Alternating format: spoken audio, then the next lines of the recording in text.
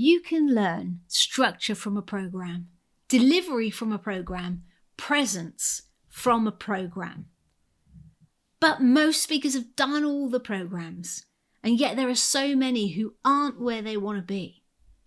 So what's the thing that separates the successful speakers, the ones that get booked, get paid, from the ones that are still stuck doing free gigs or low-fee gigs?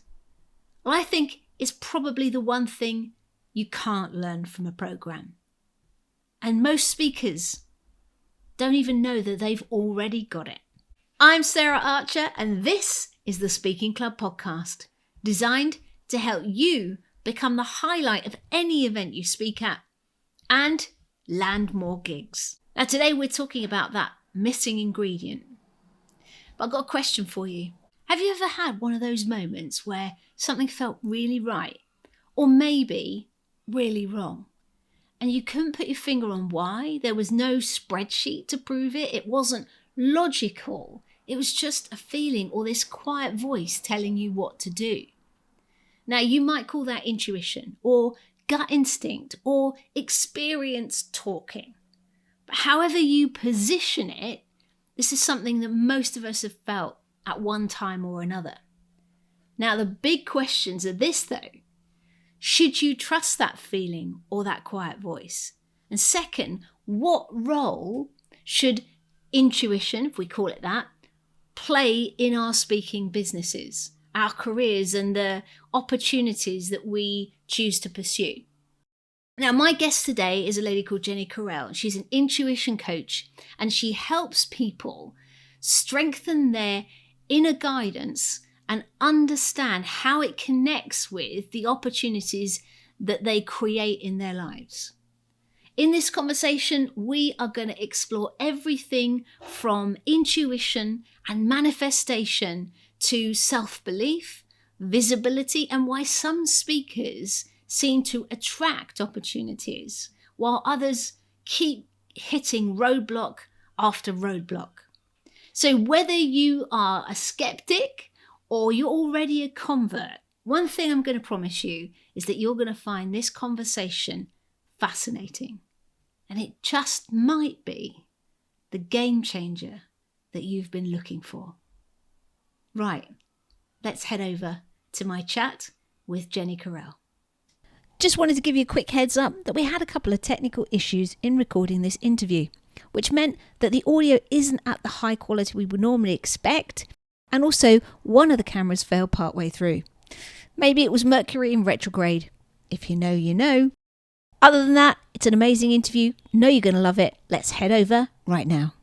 Welcome to the Speaking Club in person, Jenny Carrell. Thank you, I'm very excited to be here. So am I. We've not done a live interview like this for video as well. We've done it on audio, but not video. Yeah. And we've never done it in a space called the Magic Room. Yeah, it's where all the magic happens. Exactly. So I'm proper excited about this. This is going to be great. So the first thing that I wanted to ask you was, before you became an intuition coach, what did you believe about intuition? Were you like a skeptic, or were you open to it?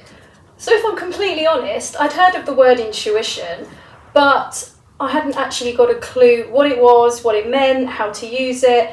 And I guess for most of my life, and this is probably why I became an intuition coach, is I didn't listen to my intuition. And I did everything but listen to it, and it didn't take me down the best route. So I had no idea what intuition was. The only thing I can remember is that people would say to me quite a few times, including a chief exec when I was a HR manager, "Jenny, you have got this amazing inner wisdom." And I was able to feel into situations and know things without kind of any logical explanation. But at the time, I hadn't got a clue what I was doing. I just thought it was normal. Yeah. So I wasn't really even a skeptic. I just didn't know what I was doing. I was completely disconnected from it. But I obviously was using it at times. Yeah, it's interesting. Maybe that because it was work and not you personally, you didn't have all of the baggage around stuff that we do for ourselves that enabled it to come through potentially. Yeah, and I think sometimes when you're doing, I'd say we play different roles, don't we, Yeah. sometimes in life, and the Jenny or the version of Jenny at work was a very different, say, personality than the version of Jenny at home in her home life. So I'd created a character that potentially was more connected and more tapped in than I was at home. Interesting. So really were wearing masks at that point. Yeah, at that point, absolutely. Interesting. Which leads me to the next question, which is many people arrive in this space doing this type of work because something has happened in their life that sort of leads them there. What happened in your life? How did you end up doing this, which is very different to HR? Very, very different to a HR manager, absolutely. Although looking back in my life and say in my professional sense, and even maybe in my personal life, I was using the skill set or what I would call the zone of genius that I use now with my clients. But my life was most of the time not in a state of okay. So I've just turned 40, and for 36 years of my life, I really was very disconnected to who I was. I was literally running in what we call survival mode. I had experienced quite complex trauma in childhood, and it was literally running my reality. Every decision, every kind of behaviour and action I took was based on fear, as opposed to what I would say is a thriving state where your nervous system is in regulation and you're able to take a chance on yourself and learn to trust yourself and your intuition. So I feel like that was kind of research for all of the stuff now that I teach. And what I teach is through lived experience. So I always like to say to my clients, I haven't always been like this. I've not always been so tapped in, and honestly, living my best life every single day. It's not to say life doesn't throw curveballs at you, but you kind of learn to respond to life as opposed to react. And that's where things get kind of magical, as I would say. But yeah, for 36 years, completely checked out. And most of the time when I wasn't following my intuition, I had some big things happen to me. I think the thing that kind of started moving me into this work happened around 24, 25. And I wasn't listening to my intuition. I was in the Dominican Republic, and this is probably one of the biggest crisis points that pushed me into the journey onto where you see me today. And I was sitting at the side of the road, and I heard a voice saying there's going to be an accident in a minute. And I can remember my whole body was dreading. It was like there was going to be something that was going to happen. And obviously I didn't have any information, is there going to be an accident? And within about 30 seconds of me feeling this dread feeling and hearing there's going to be an accident in a minute, a car came off the road and ran me over. Oh my God. So that is what happens when you don't listen to your intuition. It had to get so loud for me because I was not listening to my intuition my whole life up to this point. And then that pushed me back to the UK, and I slowly began to kind of rebuild my life and then become the version that you see today. It took me another about 10, 12 years to do that. But it's definitely one of those moments or crisis moments that is kind of fundamental when I look back in getting me to where I am today. Very different version when I think back. I wouldn't even recognise that version now, but I'm grateful for her too. So this was at the age of 24, 25? That was at 24, 25. So was that the first time you'd heard something like that, or had you heard it previously? I've heard it a number of times, right. This voice, and I guess the first memory of this voice, and it comes in your own voice. I want to say that it's not some kind of weird spooky voice. It's your own voice. It's a voice that just pops into your head without any kind of prior thought. Another sort of big trauma that I had was when I was 8 years old, I was in a fatal car accident. And we were coming off this dual carriageway. From my understanding, the driver had gone to sleep at the wheel, and there was obviously just us children in the car. And I heard a voice, and it said, hold, because I didn't have a seatbelt. I was in an old car that didn't have a seatbelt, and I was in the middle. And this voice, and this is actually, it was a slightly different voice. It was an older woman's voice, but now I recognise it as my own, like my voice now, but as a child I didn't recognise it. And it said, Jenny, hold on to the two seats in front and brace yourself. And that was the reason I didn't go through the windscreen when we crashed, because I got myself into the brace position. So yeah, you did it. I did it. I went straight down. I could hear everyone screaming, and I was the only one not screaming. I kept really calm, and I held those two seats, and that voice calmed me right down, because 8 years old, knowing not fully knowing what was about to happen, but I knew something was seriously wrong. And that voice, it was so calm, and it used my name. It said, Jenny, hold on to the 2 seats in front and get in the brace position. And that was the reason I didn't go through the windscreen. Oh my goodness. So obviously something was looking out for me. Yeah. And so you use the words complex trauma. I mean, I don't know if, I don't want to go into the details, but in terms of what that means, if people don't understand what those words mean, does that mean a series of different things happen to contribute to a different sets of things? Or for me, I'm quite open about this because I want people to know that you can go from one state to another state if you have the knowledge and understanding of how to do it and how to implement it. So I was physically, emotionally and sexually abused as a child, and it was something that I was so disconnected from most of my life, but I hadn't realised it was actually running my reality. So it was complex in the sense, it was very intertwined, very confusing for a child to even get your head around that kind of stuff, let alone obviously that fatal car act. That was just another thing to add to the bow, should we say. So it wasn't until, as I say, 36, where I had my 2 children, and I started to step more into awareness and go, surely life isn't like this, because I was in survival the whole time, and I'm not surprised when I was running from things that were happening or from the past, and that got me into this thought process of what happens if I try something different, what happens if I ask for guidance, what happens if I look for help, and that literally opened up within about 3 days of me setting that intention, and I was guided to the right people at the right time, and then really the rest is history. So this has been really a 4-year journey up to this point. And as I say, I don't tend to recognise even the version of me, say, a year ago. So growth happens very quickly when you start stepping into awareness. And I realised I was not my past. It was an experience, and I learned from it. And it created a version of me today that's able to tap into, help my clients in a very kind of, I would say, deep level, because I have some understanding of what they've gone through. But I also don't regret any of my experiences, which might sound a bit strange, if people have been bad to you or hurt you. I don't regret any of it. And that took me a while to get to that point. So I'm not saying that's just easy straight away. But I started using my experiences as lessons for growth. Yeah, but you must, to have that background and to be able to, on the surface, maintain a normal existence, like HR manager job, family, get married and all that must have been a struggle, which is, I guess, you got to the point of saying, I can't do this anymore? Well, it took its toll. I think I was very good at fitting and moulding myself into the version that people would want to see. Does that make sense? Yeah. So I was the biggest people pleaser on the planet.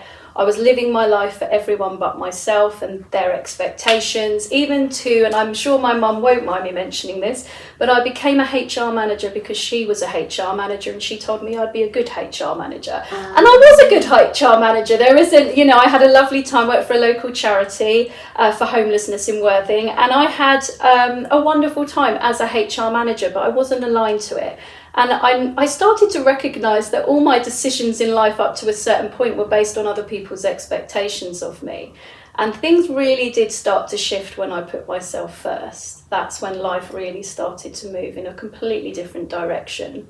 And since, we've had a couple of examples of where the voices come through, and one time you followed it, and when you were older you were just like, let the car hit you, basically. Yeah. But have there been times since you've been more aware that intuition has taken you to places that logic never could? Oh my goodness. I would not even be sitting here with you today if I was just listening to my logic. So if a version of me, say 4 years ago, wouldn't be doing this right now. So I think along this journey, the more I stepped into awareness, the more I kind of realised that intuition is really like an internal guidance system. It's a very highly intelligent system, and we're all born with it. And it's not around thinking through life, it's around feeling through life. So we are very programmed very early on to disconnect from feelings in our body. Most likely a reason for that because you're kept in more of a controlled state. So when you start what I would call stepping into awareness, and you start stepping back into, I'm going to now feel into my reality and feel what feels exciting and a little bit scary, best combination, fear and excitement. Excitement is your intuition going, this is the way, this is alignment. And then the fear is just your brain, safety mechanism saying, or ego, whatever you want to call it, I haven't got the information for that version of Jenny that's going to be talking to Sarah on the podcast today. Yeah. It will do everything to try and self-sabotage that. But when you're in awareness, you push through it. So I think there's that. I think my clients always say this to me, because I say there's a book, isn't there? Feel the fear and move through it. Do it anyway. So and I was doing that, 4 years ago without having any of this information. It was something that I just started picking up. Oh, well, this is working, and and this is exciting. And I think because obviously we're on a speaking podcast here, I did my first public event in March. And this was at quite a big spiritual event in Worthing, and it was on manifestation and the science behind manifestation, because I'm really interested in bridging that gap between science and spirituality. Yeah. It really it kind of broadens the scope for people to really understand what's going on, because some people go, oh, it's a bit woo-woo, but actually now there's science that backs this up. We've got quantum physics, we've got neuroscience, and I mentioned this in my talk, that there was a version of me a year before that event that had gone to the same event, and I had looked at these speakers on the stage and I heard this voice go, you can't do that, you'd never do that. And I just remember thinking, I think I will do that. And it took me another 6 months to actually get the courage to follow that excited energy, because my whole brain and all of my kind of ego was going, don't be so silly, Jenny, no one's going to turn up, no one's going to listen to you.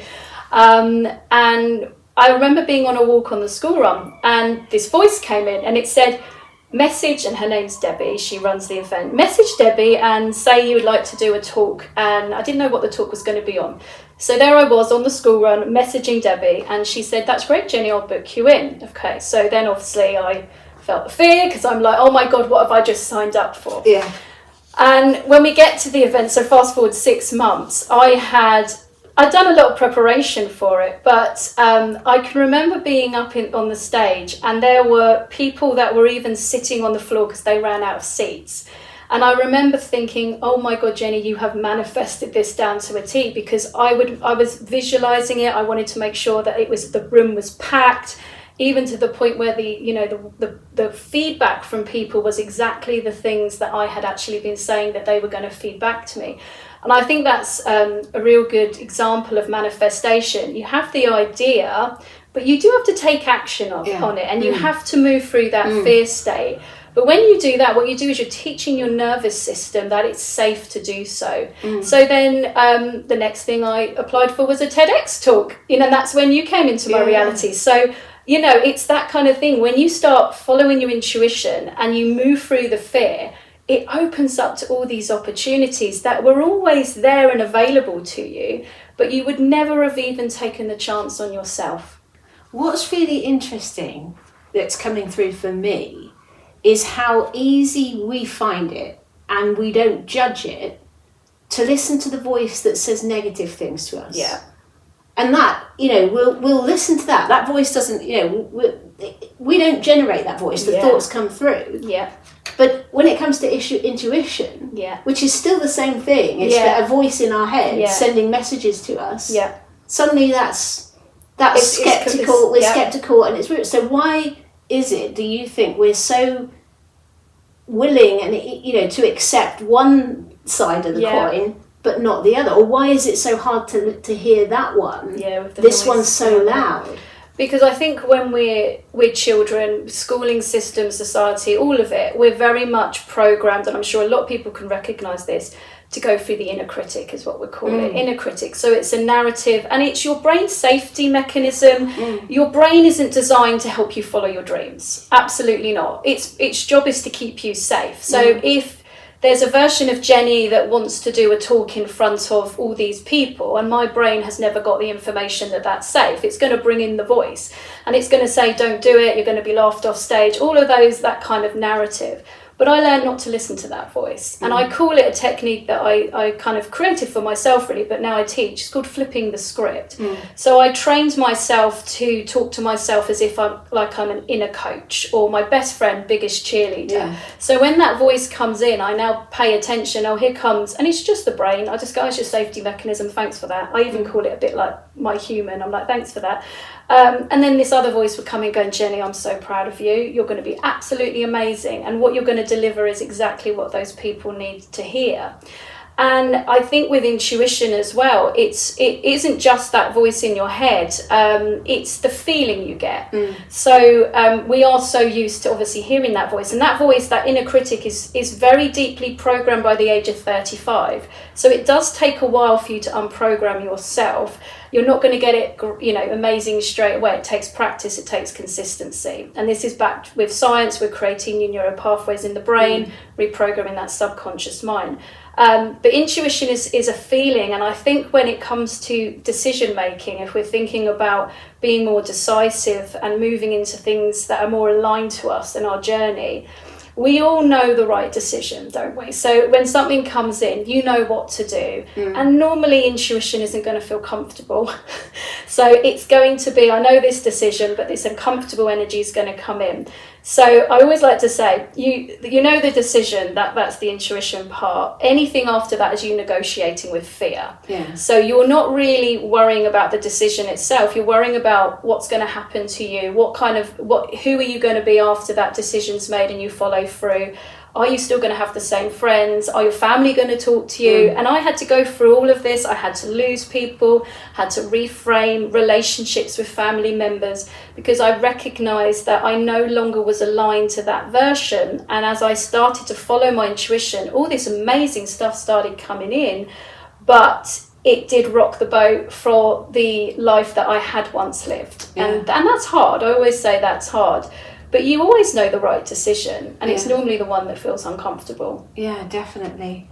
I think it's really interesting. So I've done a lot of studying around this, Eckhart Tolle and stuff like that, and the ego, this critic or whatever. I've worked with speakers in the past, and they have this visceral fear. And when you dig down, not that I worry about necessarily going to the past to sort out the future, but so often it's been a case that they've been at school, they've been called on to stand up in front of the class, and they've mispronounced a word, or something's happened and everyone's laughed at them and they felt shame and embarrassment. And that point onwards, the ego has stepped in, because it doesn't. There's two things. It's protecting you from that shame, but also the other thing that I feel about the ego is that if we recognize that we have choice about whether to listen to it or not, there is this concept of ego death. It doesn't want to lose power over us. And so we get to the point where, I call mine Arnold. And I'm like, well, it's not all the time, because it does still have a power. But when you recognise it, and you recognise that you have choice, and you go, thanks very much, but actually, I'm going to do this. Thanks for the information that I'm going to move forward for. And I think so. So that's the thing, and we don't recognise how much power those things that have happened to us. No matter, it's a tiny thing. But at that age, it's such a huge thing, and it just steps in and says, that's never happening again. I'm never going to let that happen to you again. Therefore, as an adult, when you've got this huge opportunity, we're not going to do it. We're going to self-sabotage. So that's really, really interesting. I think the more that you teach your nervous system or your ego that, okay, now we have the information because we have moved through it and we haven't died. Because that's what it's using. It's scanning the situation for the risk, and it's like, you could possibly feel those emotions. In theory, you could die. That's basically what it's coming down to. I also like to remind myself when ego comes up, or the brain, however you want to call it, and say, actually we do, and I don't call it failure, but you do have to make mistakes in life. So otherwise, how are you ever going to grow from stuff? You're not going to, when you're all successful, that's great, but it's not going to propel you forward to the next level. You're going to have to get really uncomfortable. And most people on the planet aren't really ready for that. So if you're already on that journey and you're doing it, I think give yourself a pat on the back, because that's where real growth happens, when you're willing to get uncomfortable and trust yourself to pick yourself up again, because you are going to have disappointments in life. But what I worked out as a technique, and I call it, as I say, my inner coach or inner cheerleader, that every time I put myself up for something and say I don't get it, of course I feel a bit of disappointment, but I'm like, Jenny, I talk to myself using my name. It's called distant self-talk. Jenny, I'm so proud of you. You know, you've done so amazing, and let's get excited for the next opportunity. And I'm not joking, it normally comes in the next few days, and then I get all excited again. So it's really following the excitement energy and learning how to focus your energy in a new direction when perhaps it hasn't gone the way you wanted it to go. So does that kind of make sense? Yeah, definitely. And I think for speakers, there will be a lot of rejection. Yes. And we'll talk about that. So, but a no is just one step forward to a yes. So, Okay, how, we might have covered this, but how, in your mind, first of all, how would you define intuition? And then how would you say that intuition and manifestation are different? Okay, so intuition for me would be your inner guidance system. It's kind of like your own personal GPS, and it's very specific for you. It's very different to anyone else's intuition. It's the most intelligent system that we have, and as I say, it's very underused. So it's your internal compass. It's able to give you information around a situation where sometimes you don't have the logical information to hand.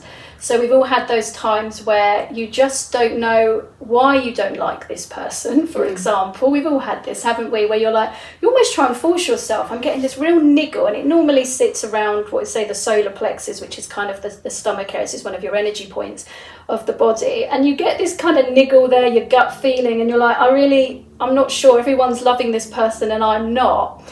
And what's happening there is your body, it reads what we call the electromagnetic field. I think it's around 1,000 times faster than the brain. So they've done experiments where the information is received from the body and it takes about 15 seconds for the brain to catch up. So you're already getting a lot of information from what we would call the field, which we could call it the quantum field, the universe. And obviously we get trained not to use this information. We get trained to use the brain, which is lagging a lot behind. And so when we have ignored those kinds of feelings around people or situations, normally it shows up a bit later on. You're like, I knew I had that, that feeling about them. Why didn't I trust my gut on it? So that's your intuition. So that's actually giving you an idea of who's safe, who's not, what opportunity is aligned, what opportunity is not. So we really want to start teaching ourselves to feel before we think. So always feel through life rather than think. We need the thinking part though. The thinking part is, say we have information around somebody who our body is telling us is not safe, we're getting the niggle feeling. We then need the logical thinking part to go, okay, what's my exit strategy? So we do need both parts, but we've got it round the wrong way, most of us at the moment, including myself. Manifestation is really the result of your intuition or you not following it. So intuition is like, I guess, the GPS, and manifestation would be the journey or the outcome. So you're manifesting your life 24/7. Most of the time people are doing this about 95% unconsciously, and we would do this through the subconscious programming. And your intuition is really, when you're not moving in the right direction, it's not going to feel comfortable. Most people, I would say, try to ignore that, and they would try to fix their life. They'd fix the external reality or try to control people or situations, as opposed to going, what signal am I sending out? Because I'm actually just having it mirrored back to me. So manifestation is the result of you either following your intuition or you're not, depending on what you're manifesting would probably give you a clear idea. So if you're manifesting things where you're constantly feeling chaotic or unsafe, then you're not in alignment. If you're manifesting with ease, where it's like, I really want to put out to the universe, I want to be on Sarah Archer's podcast, and then she comes and knocks on my magic room door, that means you're in alignment because it just flows to you easily. But you have to follow your intuition to get to more alignment, to get that kind of stuff to come in. So they do go hand in hand, but they are separate, if that makes sense. Yeah, absolutely. And what's really interesting, you said, we're cut off from it. And I was thinking about all the times where people say things like, oh, don't be so emotional, or society wants us to be cut off from our feelings a lot of the time. Mm-hmm. We're not encouraged to feel things. Yeah. And often when bad things have happened to us, avoidance is a huge thing. So feelings, we tend to not really think about when we're feeling joy or happiness. It just kind of happens. It just happens. And again, we're often able to tap into the negative emotions much more easily. So we don't go there. Is that something you've seen with people struggling because we're conditioned not to feel? All the time. And that was my whole reality before. So we are so primed to live in survival mode. So we train our bodies in childhood, and it's not the child's fault. We're running on subconscious mind from about 0 to 7 years old. So the subconscious mind can only accept information, it can't reject it. And your brain is around a theta brainwave state. So you're literally being hypnotized as a child with programming from your parents, so their belief systems, society, schooling system. And most people aren't in awareness of this until they step into adulthood and they get to, like me at 36, after being run over and having a life of absolute chaos, going, I'm a bit exhausted now. Is there another way? Yeah. And recognizing, yes, there is another way, but it means you're going to have to make different choices. You're going to have to decide to make changes, because if you don't change, you're not going to see a change in your external life. Yeah. But we are so primed to live in survival mode. So most of us, our bodies recognize we're kind of running from a big saber-toothed tiger. So when we have our nervous systems in dysregulation because we're primed to be killed, and that's what the body is recognizing this information as, with stress at work, toxic relationships, we're always running from that saber-tooth. We're not going to have our nervous systems lovely and calm and open to then move more into alignment, trust our intuition, and, create a life that we truly desire, a more conscious life. So it's a journey moving out of that, because we are so primed to be in that.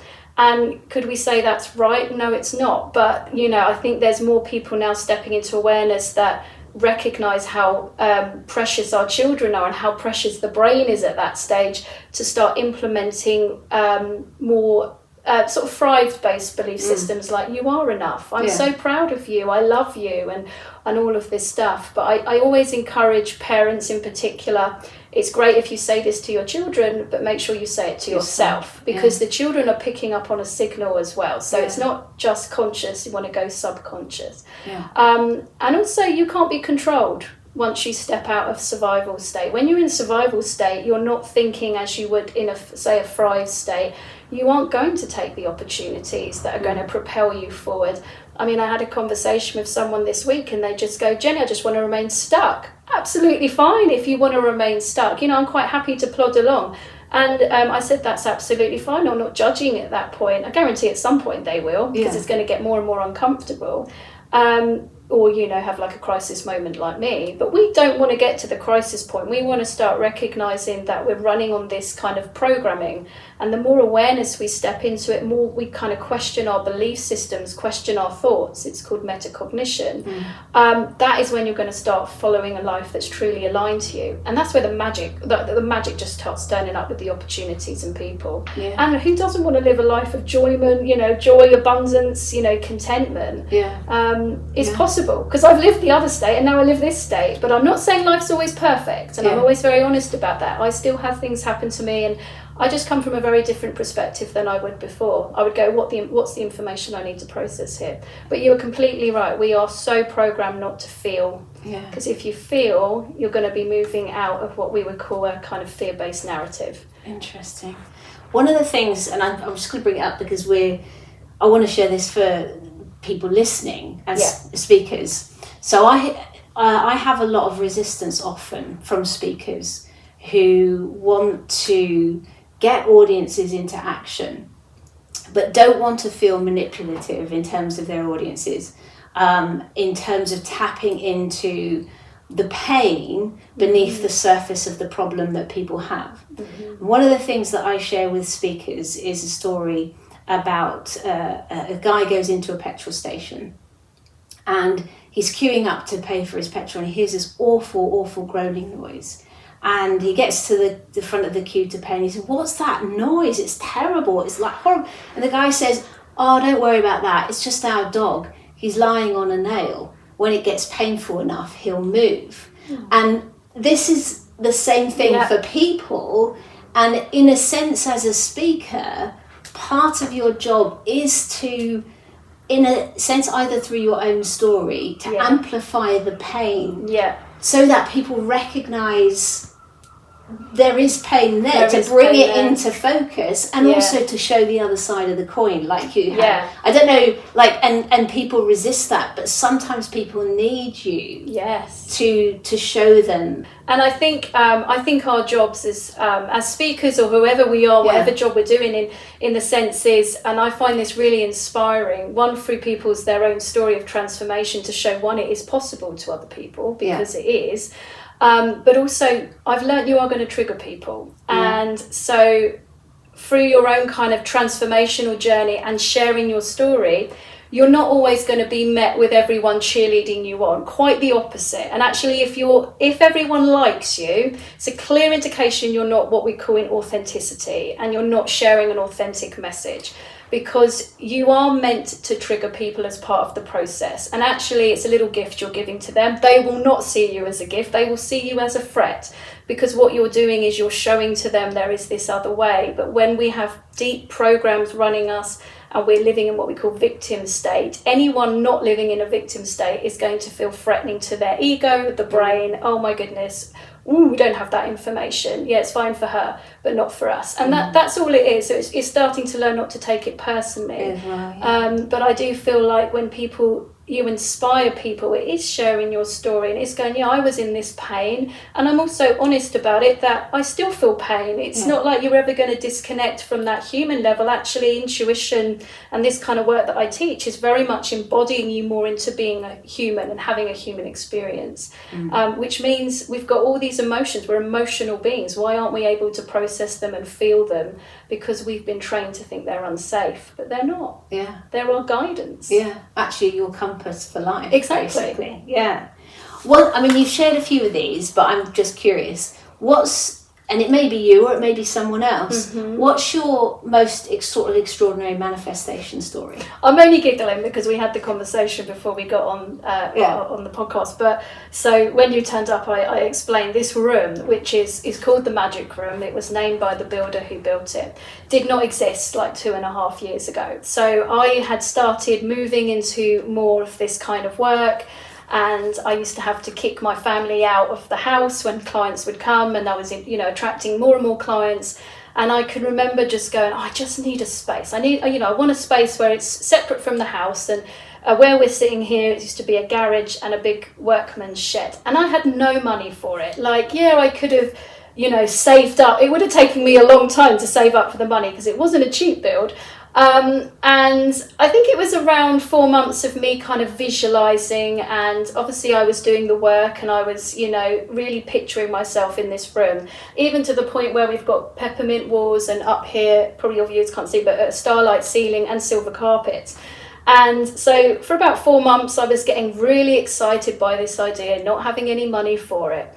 And then I found out I was in someone's will and they had passed away. And I can remember my family going, you're just going to get some jewellery. And I just intuition again, knew that there was going to be a large amount of money coming so I could build this room. Didn't have a name for it at that point. And but I knew they had a partner, a husband. So I knew obviously until they passed, there would be no inheritance. And then this voice came in and said, he will die in 2 months. And he did. And it's very sad. It's not something that I'd wish on anyone. But again, it was that inner knowing. And they weren't close. I don't know them personally as such. They're family, but distant family kind of thing. And the money turned up, and the build started within about 4 months of that happening. And then this, as I say, this building's probably had about 500 people in it within about 2 years of work. So it's amazing. And I remember being in the room waiting for the very first client, crying my eyes out, almost like touching the walls, going, how was it here? And now it's in what we call the physical realm, the third dimensional state.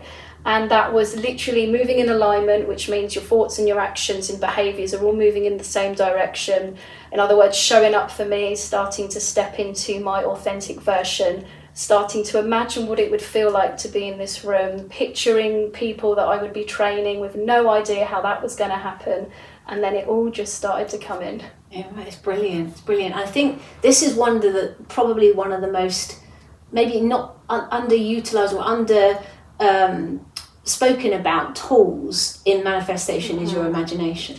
It's the most untapped resource in business. So talk about business energetics. So what's happening when you're imagining, and you remember that children get told not to daydream. So as I say, you're very programmed really early on to not tap into this. So from a kind of science perspective, when we're in the imagination and when we're starting to think about things in the imagination, we're actually tapping into what we call the quantum field, which is the energy around us that we can't physically see with the eyes, but we're constantly interacting with it. And it's called the field of four. It's limitless possibilities. So if your speakers out there, if they have a desire to do, say, like a TED Talk in America, and they're really like, oh my goodness, that's what I would really want to do, that means there's already a version of them that's already doing it. And what we're doing with manifestation is we're not chasing opportunity, we're aligning to them. So we're having to align to a version of us that's already doing it. So that's the first part. If you've got a desire for anything, it means it's possible. Otherwise you wouldn't have a desire for it. And we access the quantum field through the imagination. And what we want to do is we want to start picturing what's it going to feel like. And I do this all the time, actually. I picture what it's going to feel like to stand on a stage, and I even feel the warmth of the lights hit my face, and I can actually feel it. This is called visualization, where we're using imagination and we're using an emotional state. And what we're doing there is, do you remember when I mentioned the subconscious mind? It can only accept information, it can't reject it. What the subconscious mind and the brain is now rewiring to is, I'm already in that situation. So then you're going to start making decisions based on that future state. It's easier to do this. It's almost like you're priming yourself for this wonderful future that has yet to manifest in what we call the third dimensional reality. You are that powerful. You are able to create it. Does that kind of make sense? So the imagination is literally starting to think, and you want to get into visualization where you feel the emotions of what that would feel like to have whatever it is you're seeking or you're desiring. But get excited, because if you have the desire, it means there's a version of you that already has it. Yeah, absolutely. I think what people don't realize is that they are already using imagination. Yeah. But they're using it in a way that it's fear-based. So when they think about themselves going onto a stage, they are imagining the negative stuff. Yeah. And it, again, you can either choose to use this tool in harness of what you want, or in for what you don't want. Yeah. And I think this, again, it's making that choice to use it for what you do want. Yeah. And I think that's the thing, you have a choice. Yeah. Do you want to create more of what you don't want, or do you want to create more of what you do want? Yeah. And that's where awareness steps in. Listen to what you're saying to yourself. Your thoughts are creating your reality. Yeah. Your thoughts are creating the signal. They're creating the emotional state, which is bringing in your life, mirroring you in your internal state. So, and that's where people have to recognize it's going to take effort, because you're going to have to get conscious. Yeah. And conscious awareness does take effort, because you're so programmed to be unconscious. Yeah. But it really does work. And it's a bit like a muscle, you know, the more you practice at it, the more you get really good at it. And the more that voice, that unless you're hitting a new limit of exposure, for example, visibility, that's when it might trigger. But most of the time you're like, Jenny, you've got it. You're absolutely amazing. Oh, you're going to be, I can't wait to see what you're going to create today. And that is how I know that can sound really weird if you're not used to it, because a version of me before certainly wouldn't have talked to myself like that. But when I decided to talk to myself like that, my reality changed within 3 days. Very, very quickly. And I've not looked back. Yeah. It's so powerful. It's really interesting how we, like, back to that whole, we accept the negative without question. Yeah. But we can't that's the have bit that same feeling towards the positive. You know, you can change it. So this is where the practice, the consistency. There's no point just dipping your toe in. This is recreating neural pathways, or creating new neural pathways, so that when the energy that, and you're an energetic being, when your energy is coming through the brain, it's now going through the neural pathway of Jenny is an amazing speaker, for example. Yeah. And what happens is you start to get this, what I'd call integration feeling of just an inner knowing. So there's like no doubt in your mind, and that's when you can't be affected from external factors. So ever doing something for validation from somebody else. That's a powerful state to be. I validate myself, I approve of myself. You really become free. Yeah. You're not scared of making mistakes because it's just a learning experience. Yeah. So you can train it, and you can create these neuro pathways where, unless you're hitting a new threshold of where your ego would be like, ooh, we haven't done that bit, it might come in then, and it gets quite quiet though. You're just like, thank you, off you go, and then you carry on. Yeah. But at the beginning, you are going to be fighting against that voice a lot of the time, and if you're not, means you're not doing the work. Yeah. Because otherwise it would just be plodding along, just running your show, and you're now worked out, I'm the director of my reality, so I'm going to take control. Yeah. It's a bit like captain taking control of the ship with an actual destination. I'm going to do this, I'm going to be talking around the world. Yeah. So how am I going to show up to do that? So one of the things that a lot of speakers kind of get obsessed with is like strategy and, how should I position myself, or, getting really clear on the message or the topic. How can intuition help them in this space? Mm-hmm. Can they tap into that, and should they tap into it to make those sorts of decisions? Absolutely. I mean, for me, intuition first. So, I mean, even in business, I've never had a business plan. I just follow my intuition, and we do, quantum leaping and things like that, which is a completely different story. But so when a speaker is deciding what message they want to convey, what talk they want to do, I would highly recommend them to train themselves to get used to feeling the feelings around, what does this message feel like to me? Mm. What does this venue feel like to me? Is there a niggle feeling, or is there excitement mixed with fear, which is the best bit? I wouldn't ever, for me, have it kind of defines your strategy, but I would always go intuition first. So you need the both parts, but for me, intuition would be the guiding post. So, and it's not going to make sense. Most of the time it's not going to make sense, and you'll know if it's the right talk or the right message for you, because I know that sounds a bit corny, but coming from the heart, if you're passionate about this message you want to share, you're going to feel excited. Your energetics you're going to glow, you're going to become magnetic. And that's what the audience are tapping into. Mm-hmm. Then they're going to hear the message. You could be talking about black is white, it doesn't matter. They're there, you've got the full attention, because they're feeling it on an energetic level. But to do that, you're going to have to trust yourself in sometimes going down a path which logically doesn't make sense. But you will feel into it and go, yes, this feels more exciting than this opportunity. If you have two opportunities that feel the same, you can't really go in the wrong direction. So if that comes in and you're like, well, there's this talk, or there's this message and this, and I had this actually with my March talk. I had two topics. I was like, oh, they both feel just as exciting. Well, I'll do this one first, and I'm going to do this one next year, and I'm already excited for that. So it's just following that excited energy. Yeah, it's really interesting, because what I see sometimes is a lot of speakers being driven by external factors, and then they jump on the bandwagon to something and then wonder why things aren't working. Yeah. That would be a kind of indication of a speaker, and I'd say it's a human being at the end of the day, but a person who's more in a scarcity mindset. Yeah. So running on fear-based narratives, because if you're not running on that state and you've got a nice calm nervous system, you're not seeking validation from anyone or anything. You're following what excites you, what's your zone of genius, what kind of message you want to serve. How am I going to serve others more? That would be the kind of line that I would say. Not what validation am I going to get, what credentials am I going to get after my name or whatever. Yeah. It's how am I going to serve others best? And that state's a very different state to seeking the validation and chasing trends. Yeah. Because the most successful people in history are the ones that don't follow the trends. Yeah. They're the free thinkers, they're the ones living in authenticity, and they're the ones that are a bit like Marmite. You either like it or you don't. Yeah. But you're only interested in reaching the people that do like it. The others, fine, they'll go somewhere else. It's not none of our business. Yeah. But it takes courage to do that. Absolutely. I love that. Do you think someone could manifest an opportunity that they're not ready for? Yes, absolutely. So there's opportunities everywhere. And that idea of being ready, what does that mean? So there are so many people out there that I've worked with quite a few of them, and now they have moved into what they're not meant to be doing, but more aligned to them, where they're like, I've got this dream, Jenny, and I want to do this. And I always say to people, if money's no object, what would you actually be doing right now?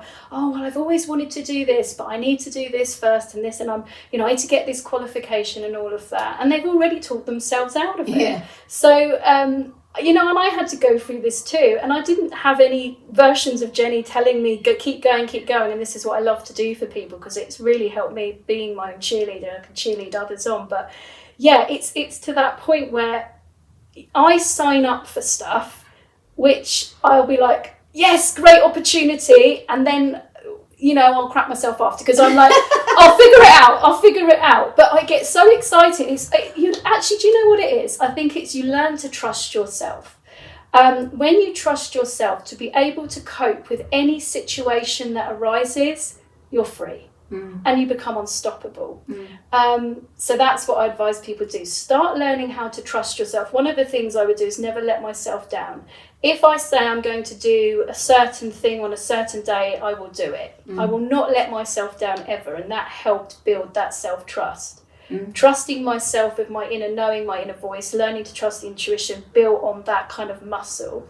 But yeah, absolutely. You're never going to if you feel ready for something, then you've outgrown it. Yeah. Yeah, and that's not exciting. No, to it's live not. like that. That's not going to give you the buzz, is it? No, it's not. And I think that's also something important that you just said about having integrity. Yeah. Because effectively, that's what you're talking about. Like, I've heard, before, our word, it's nothing that I said, but I recognise our word is the only thing that we have, really. When we're born, when we leave, that's the thing. Yeah. And we so often will cheat ourselves or con ourselves and not be impeccable with our word, with ourselves, and put other people above us. Absolutely. And that's the wrong way to be. So I guess that's the first really important building block, is be impeccable with your word, with yourself. With yourself. Don't let yourself down. Do not self-abandon. Stop people-pleasing. Try people-pleasing yourself. Yeah. You're going to lose people. You're going to lose situations. You're going to lose things in life. But you need to clear that out to then step into why you're truly here. And I always believe that people have a gift. And if you've got a gift on this plane of duality, so we've got, sadness, happiness, it means there's people ready to receive it. But you've got to stop pleasing others, because otherwise you're just living your life for other people's expectations of you. And I don't think they're particularly pleased with you anyway. No, absolutely not. Okay, cool. I guess we might have touched on this. A big thing about speaking, a part of the equation to getting booked, is about being visible. Because if you're not visible, people won't know you're there to be booked. How much of being able to be visible starts with seeing ourselves? It's 100%. So how manifestation works, how we create our reality or how we create life, is based on our self-concept. So it's how we feel about ourselves. And most people are not aware of how they feel about themselves. Because if you remember your subconscious mind, which was programmed back in childhood, you've most likely been programmed with the belief if you're not enough, you could be undeserving of love, I shouldn't be seen, I shouldn't be heard. So you've got all of this running your show, basically. So it's about really starting to get into awareness. Until you see yourself, others are not going to see you, or they will see you in the way you see yourself, which most likely is unconsciously. Yeah. So it is fundamental. If you want to have any change in your external reality, it starts with the internal program. And I call it a program, but what we're doing is, it's a bit like a computer program. Awareness is the first part. You start stepping into awareness of your thoughts. What am I saying to myself? You start changing the thought processes, become your internal coach, your best friend, your cheerleader, whatever role you're seeking out here to validate yourself with, you give it to yourself. That is then going to start programming the subconscious mind with a new emotional state of, say, joy, abundance, gratitude. And now you're living from a brand new frequency. And I mean, I love Dr. Joe Dispenza for this, but he says your personality creates your personal reality. Oh, nice. So if you are hiding away in unconscious programming, you're never going to be able to sustain a life of being visible. Like, if you want to be visible worldwide, the first person you need to see is yourself, because you are actually mirroring to other people how you see yourself. So if you want people to mirror back to you, gosh, you're amazing, I love you, you're inspiring, you've got to inspire yourself first. It all starts with the internal dialogue, the internal frequency. So yeah, that would be my advice. Get to know thyself. Comes actually way past even believing. First of all, you believe in yourself, then you know yourself, and that's a very different standpoint. Yeah, absolutely. That's brilliant. What do you think is the biggest misconception around intuition that people have? Probably that it's woo-woo, or it's something that's, for certain people. And there's a lot of that with obviously spiritual development as well. So I like to say that it's not an exclusive club. We are actually all born with intuition, and it can be scientifically proven now. Happens a lot with the microbiome. And I'm not a scientist, but around the gut and then the connection to the brain and all of this stuff. But we are energetic beings, and we live in an energetic environment. And when we start tapping into that really intelligent system and start recognizing we are way more powerful than we ever thought we were, this is where life starts to shift, and it happens very quickly. But it is accessible to everyone. Everyone's born with it, and just some people are better at tuning in than others because they've practiced at it. So it's learning how to practice tuning in. It's again a bit like a muscle. You go to the gym, and if you look at the weights, that's not going to do much, is it? Well done for going to the gym in the first place, but you've got you've got to start lifting the weights. So now you started working out, okay, Jenny said you've got to start feeling into life. Start practicing with opportunities that come in. Practice with your messages, what stories you're going to be telling in your talks. Practice on your relationships. Always, but sometimes you're going to start feeling it maybe isn't in alignment, as we would call it, as before. But it's really around learning how to practice how to feel, and then trusting yourself to make that decision and being able to cope with whatever aftermath comes from making that decision. That's brilliant. And I think what's really interesting as well is with people, go back to what you said about people having that, it's woo-woo, it's this, it's that. And it brought me in mind of a story about Henry Ford. And I don't know if you've heard this story, where he wanted to have an engine, a certain type, I can't remember all the details, and his engineers kept telling him it's not possible, and he said, make it happen. Make it. And he must have been listening to his intuition, because all the logical evidence was saying this is not possible. And he said, I know it's possible, just make it happen. So it happens with the biggest business people, like you, probably Elon Musk, whatever you think of him. He still listened to his intuition. I mean, that's a really good example of Henry Ford, and I highly recommend listeners or watchers to read the book Napoleon Hill, Think and Grow Rich. Exactly, because I love that. So this is when you have the inner knowing, and you've got your external reality, you've got your friends, and this has happened to me in my own business, by the way, when I first started to move into it. And you have everyone telling you in their because they're running it through their own belief system. It's not you, it's their running, limited belief system. You're going, and you're not going to have a safe income coming through as a HR manager. And what do you mean? You're going to go and start your own business and all of this. Well, it worked out pretty well for me, and it still is working out pretty well for me. And then they kind of start paying attention. But at first, this is where it's going to take courage for you to follow your intuition. Not everyone is going to be a supporter of the decisions you make, but you're not here to please everyone. You're here to please yourself. Get a little bit selfish in that respect, because and I was a recovering people pleaser, but it's worked a treat. Now you're going to encourage people, you're going to attract in people who are going to be the supporters. But it is a lonely process at first, and that's why I say it's a bit challenging at first, because you're not going to have it shown to you straight away. But you have got to consistently show up for yourself every single day, and that takes courage. But when you do start getting the stuff come in, you'll be like, okay, it does work. And then you kind of build on it, just keep building and building like a muscle. And then there's almost like no convincing, and then it becomes a knowing. So I guarantee every successful person in business or in their life has been following their intuition most of the way. Most successful entrepreneurs never have a business plan. And I thought that was interesting. I've never had a business plan. And new opportunities come in, and sometimes it puts you in a different direction, and you're like, When I first started my business, I wanted to be world-renowned psychic medium. Now I want to be doing this work and, spreading the message of how we create our reality consciously, but from more of a science perspective. So. Interesting. Now we've covered a lot of ground.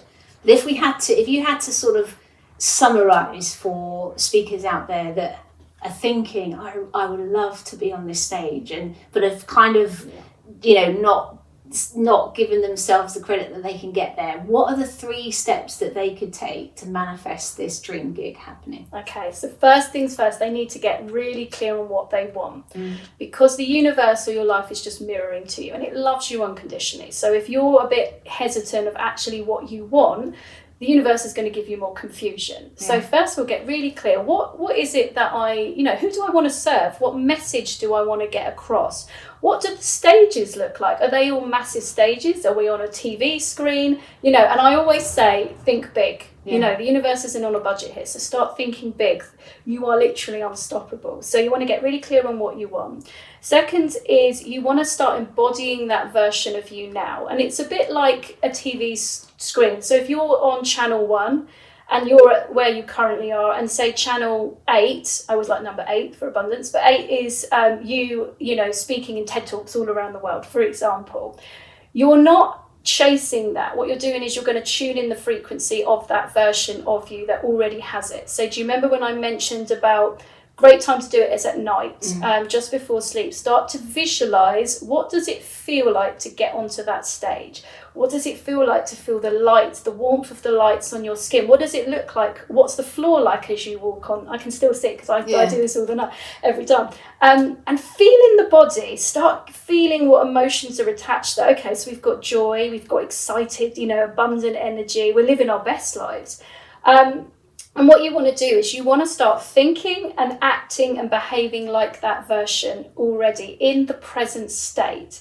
And this is where that Henry Ford comes in. It's not going to show up straight away. You're going to be doing it and you'll be like, well, it's not showing up. I haven't been invited to my TED Talk yet. Yeah. But the universe has things going on in the background you can't possibly imagine. So it's configuring things around. So you want to start acting and thinking like that version. So does that version self-sabotage? Are they talking to themselves in a negative way? No, they're probably not. If they're on a TED Talk in America, they're living their best life.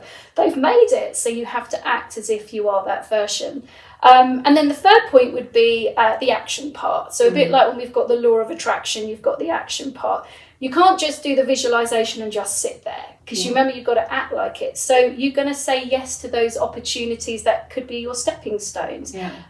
Respond to emails that could be an opportunity in disguise. Anything that feels in alignment, and that's where you're going to get the excited energy with a teensy bit of fear, is going to be a yes. And get used to saying no to anything not in alignment, which can be hard if you're used to following trends and you're seeing all these other people being successful doing it.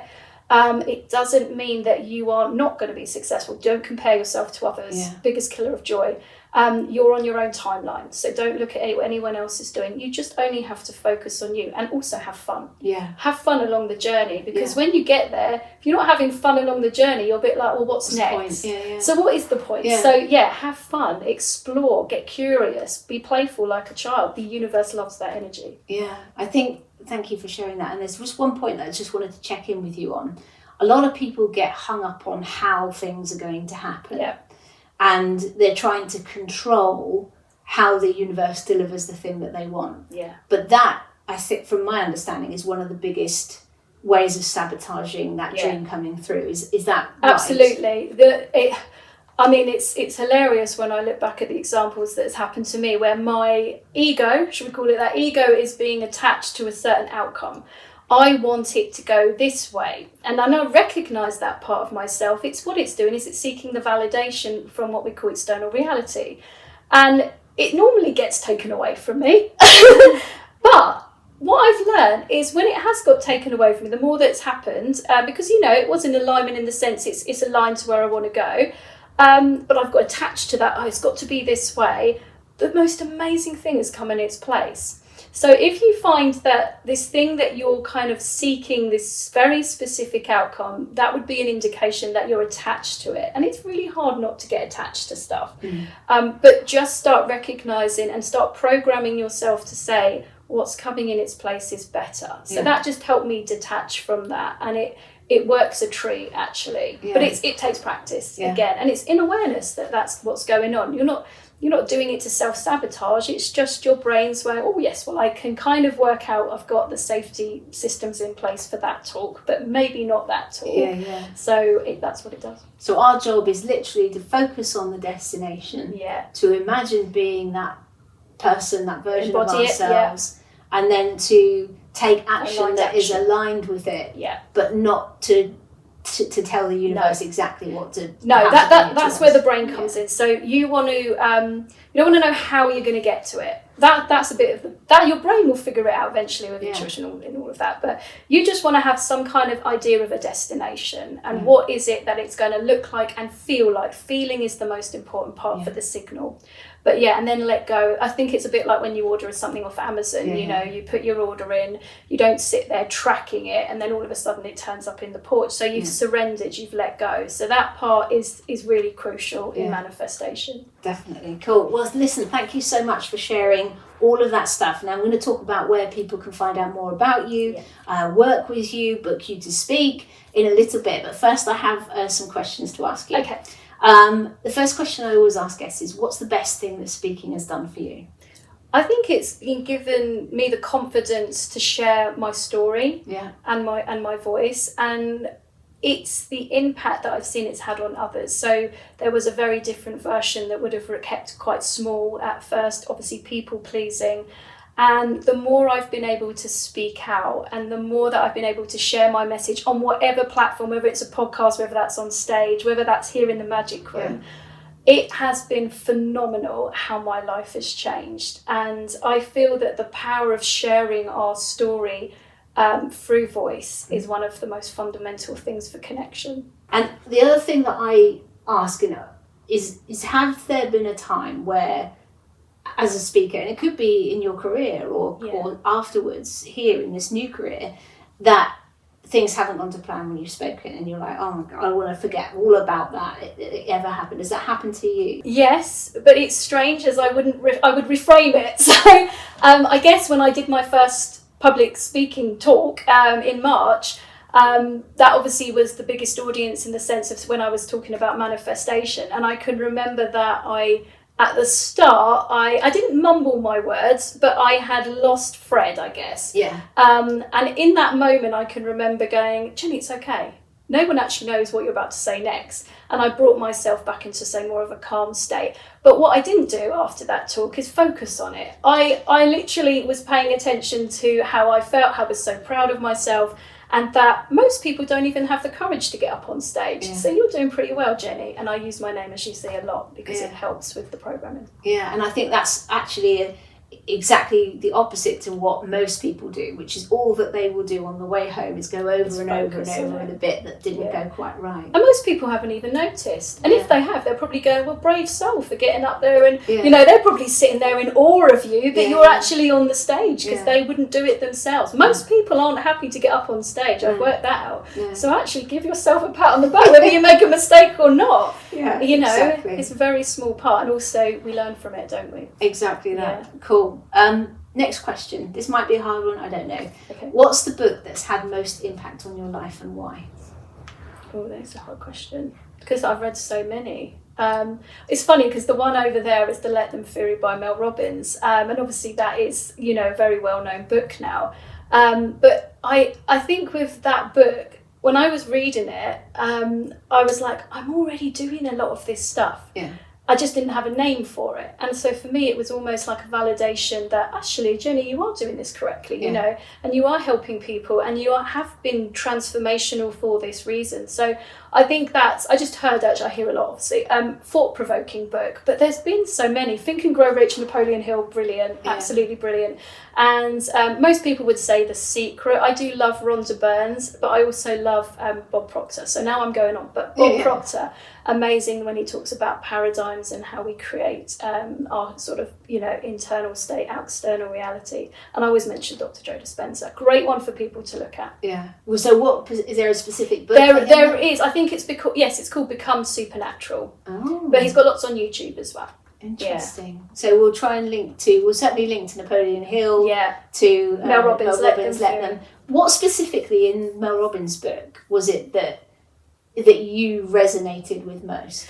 I think through my journey and being one of the biggest people pleasers on the planet before, I found it really hard when I started to lose people and friends that potentially I'd had for a long time, but also family members I had to reframe relationships with.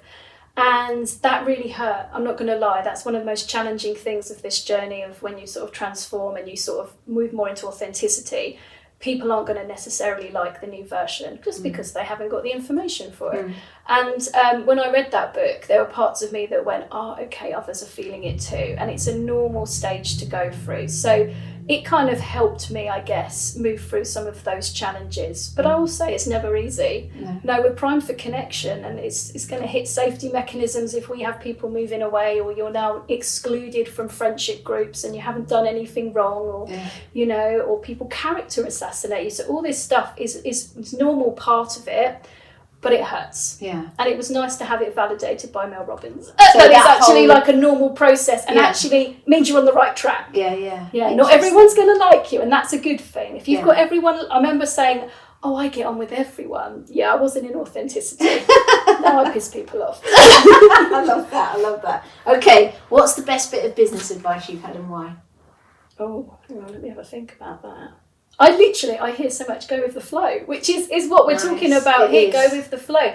Don't attach to how it should be. And I go back to that thing where I mentioned that when I first started, I wanted to be this, I'd actually watched this guy called Tyler Henry, and I was like, oh my God, I want to be a world-renowned medium, psychic medium. And then it shifted, and it's like that part of me doesn't get excited at all anymore. The part of me that teaches people how to tap into the subconscious mind, reprogram to live a life of, you know, what they truly desire, that's exciting. Yeah. So it's so strange along the journey how things can shift. And if I was completely attached to that, then I probably wouldn't be where I am sitting here talking to you today. Having this fun experience. That's really interesting as well. And I think sometimes though, people, if they don't let go, like they feel trapped because they think, oh, I've invested so much in this road, this path. Have I wasted all of that if I shift into something else? Yeah, especially if you've spent money on certain, you know, development courses and things like that. And I spent money on a speech coach prior to knowing you, obviously. And, you know, I was spending money without having any prior, you know, I've never done a public speaking event, and I'm already spending money on a speech coach. And, you know, this is where the journey gets fun. When you go into a flow state, you kind of act on the most exciting energy at the time. I don't know if I'm going to be doing this in 2 years or even a year's time. I might be doing something completely different. As long as I'm having fun and as long as I'm living with authenticity and going through that excited energy, that's what's keeping me moving, is the excitement. So if something starts to feel a bit boring and not so exciting, there's this part, takes courage to let it go. Absolutely, it takes courage. There'll be fear-based thinking, oh, but that's part of my services. What happens if I'm now closing off to money? It's funny, the more I've done that and the more I've actually stopped working with certain clients, which again feels difficult, but they're just not in alignment with how I've evolved.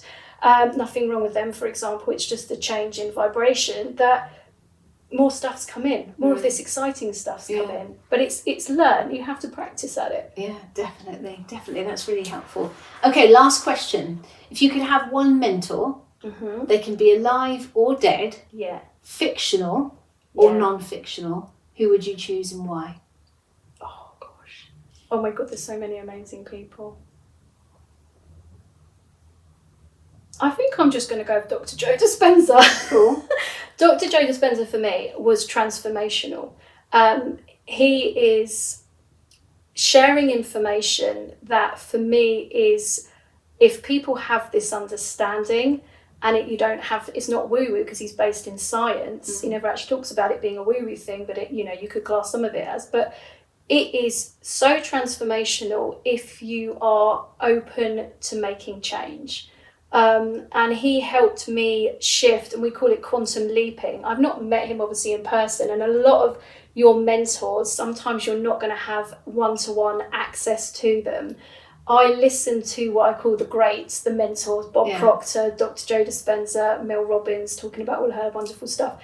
on the school run. You know, I Yeah. go for a walk, I have them in my ear, because you're not always at first, you know, Yeah. it might show up at some point, going to have access to them face to face. So that's where you have to start choosing, how am I going to surround myself with people who know, or a little bit more further along the journey? How am I going to learn from them if I don't have them in the physical just yet? Yeah. If that makes sense. Yeah, So yeah, Dr. absolutely. Joe Dispenza, I think, like, again, I was already doing a lot of what he teaches, but it was having him come in, and then it opened up to even more understanding. Brilliant. So it excelled me, I guess. Yeah, excellent. So you haven't met him yet? Yes, I would say yes. Yeah. Yeah, absolutely. Well, listen, thank you so much for answering all those questions, So for welcome. sharing everything, and hopefully showing people another path to sort of living their dream life and, you know, speaking career. Yeah.